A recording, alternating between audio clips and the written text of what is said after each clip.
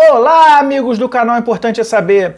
É com prazer que eu estou trazendo aqui mais uma vez na playlist Livros uma obra interessante, uma obra baseada em fatos reais, que transmite um evento muito triste, um evento que deixou marcas na sua época, mas que merece ser analisado, ser estudado e ser comentado. Então, gente, sem mais demora, hoje eu vou trazer esse livro aqui para vocês, olha. O espetáculo mais triste da Terra, o incêndio do Gran Circo norte-americano.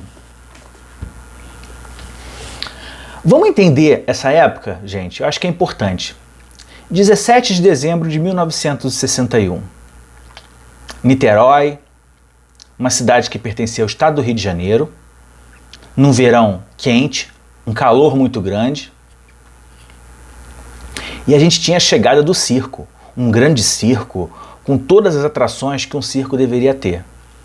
E naquela época, gente, não podemos nos esquecer que não tínhamos aparelho celular, não tínhamos internet, não tínhamos videogame, não tínhamos muitas das diversões que hoje em dia os jovens estão acostumados.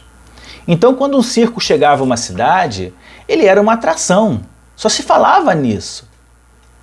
As duas grandes atrações da época eram o futebol, nos estádios, que estavam sempre lotados, e o circo. Então, o circo anunciando nas ruas da cidade, atração, trapezista, palhaço, todo mundo, né, se encantou e resolveu ir ao circo. O circo estava com a sua capacidade de lotação máxima, aproximadamente 3.000 pessoas, todo mundo querendo ver as atrações desse circo, que era muito famoso à época. E no meio da apresentação se ouve o trapezista, né, que estava atuando no momento, estava no palco lá, gritar: fogo, fogo, fogo. Gente, num momento desse, o desespero é correr. Você começa a ver aquela lona que tem aquela que vai subindo assim, né, tipo um triângulo, se incendiando numa velocidade muito alta, muito grande, um calor infernal, pedaços da lona caindo sobre as pessoas e aderindo à pele, queimando, muito quente. E não custa lembrar que esse circo não tinha saídas de emergência, a lona não estava impermeabilizada com material altamente tóxico e altamente sujeito a combustão, porque era parafina. Aquilo ali, qualquer fagulha, ela tende a catalisar ainda mais um eventual incêndio. E foi o que aconteceu. As pessoas desesperadas, correndo, sem saber para onde ir, já que não tinham saídas delineadas por iluminação ou por sinalização. E o desespero todo tomou conta de todo mundo. A ponto de uma elefoa, no desespero de sair daquele calor infernal, romper uma parte da lona e liberar um espaço para as pessoas fugirem.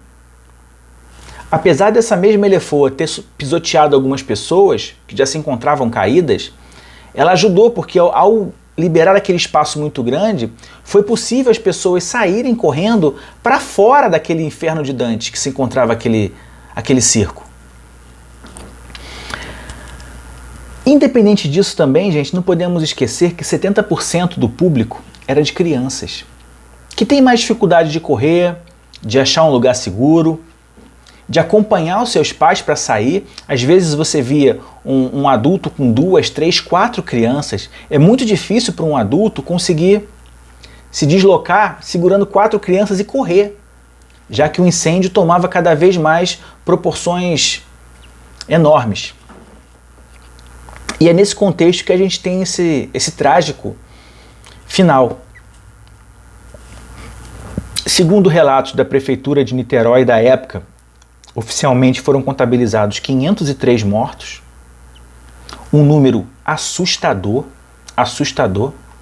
Só para vocês não se esquecerem, na Boate Kiss, que foi um evento agora no século XXI, né, em janeiro de 2013, a gente teve 242 mortos, ou seja, 48% dos 503 do incêndio do circo. Então, o número é mais que o dobro, é assustador, sendo que na sua maioria crianças. E aí o autor desse livro, ele faz uma pesquisa muito boa na história, ele vai buscando imagens, relatos, e a situação era caótica, porque não se tinha naquela cidade, como acho que nenhuma cidade do Brasil naquela época tinha um suporte para você carregar dezenas, centenas de pessoas totalmente feridas, sem condições de andar. Então você vê as pessoas que passavam pela rua botando pessoas totalmente queimadas para levar ao hospital, porque não se tinha ambulância, não se tinha SAMU à época, não se tinha nada disso. Então a necessidade de se deslocar para os hospitais era muito grande. Então as pessoas colocavam nos seus carros particulares. E o drama foi esse. Um outro drama, não se tinha caixões para enterrar tanta gente ao mesmo tempo. Não custa lembrar, gente, que a gente está falando de 1961. A população do Brasil era bem menor, a gente não tinha nem 100 milhões de habitantes, nem metade do que a gente tem hoje. Então a gente tinha uma demanda muito grande por caixões, principalmente caixões infantis, que o que naquela época não se tinha. Então as pessoas doavam madeiras para que as funerárias conseguissem fazer os caixões para enterrar as vítimas. E nessa tragédia a gente tem dois nomes que se destacam, que depois vão fazer história. Um no Rio de Janeiro e o outro no Brasil, né? O Profeta Gentileza, que quem passa pelo Rio de Janeiro ali perto da rodoviária Novo Rio, vai ver os viadutos todos pintados com frases dele. Tem até a foto que eu vou deixar aqui. E o outro que se destaca, esse no Brasil inteiro vai ficar conhecido, é um jovem cirurgião plástico chamado Yves Pitangui, que ajudou muitas crianças e muitos adultos a reconstruírem o seu corpo, a sua pele, porque as queimaduras eram muito profundas. Então apenas as cirurgias plásticas permitiam a reconstituição, né, do local que estava muito queimado, muito ferido. Então é um drama. E o autor foca muito nessa questão, na questão do incêndio, na questão das vítimas, na questão do clamor social, do clamor da imprensa da época, né, que é muito forte, porque aquilo ali nunca foi visto no Brasil, um incêndio naquelas proporções. E aí eu sei que muitos de vocês vão fazer uma pergunta para mim. Esse incêndio foi uma série de erros? Foi negligência ou foi um crime? Bem, gente, essa resposta eu não vou dar para vocês. Vocês vão ter que ler o livro. O que eu posso adiantar é que não é uma questão fácil de ser respondida. Ela é complexa. Vocês vão entender ao ler o livro, porque tem muitas perguntas sem respostas. Mas isso é uma questão que eu não vou falar aqui agora. Eu acho que você lendo, você tem a capacidade de tirar a sua própria conclusão. Eu não quero aqui tomar a frente e dar o meu juízo de valor, apesar de eu ter um. Tá? E também não quero dar spoiler. Então, gente, a obra é essa. Eu sugiro que vocês leiam. É um livro que está fácil de achar. Você consegue aí em qualquer livraria, em qualquer sebo. Eu recomendo demais. A história é muito triste, mas é uma história baseada em fatos reais. E é uma história verdadeira, que eu acho que, assim, infelizmente, a gente pouco aprendeu. Fato é que pouco mais de 50 anos depois, a gente teve um mesmo incêndio numa boate que tinha problemas parecidos com esse circo. Material altamente tóxico, material altamente inflamável nos revestimentos das paredes, ausência de saídas de emergência, ou seja, parecia uma réplica do incêndio de 1961, mesmo estando em 2013. Tá bom, gente?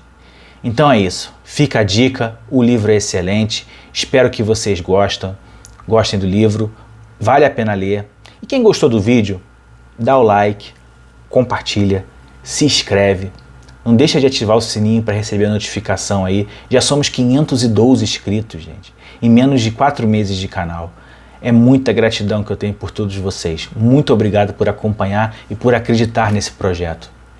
Tá bom? E aquela frase que eu sempre digo: juntos somos mais fortes. E o importante é saber. Tchau, gente.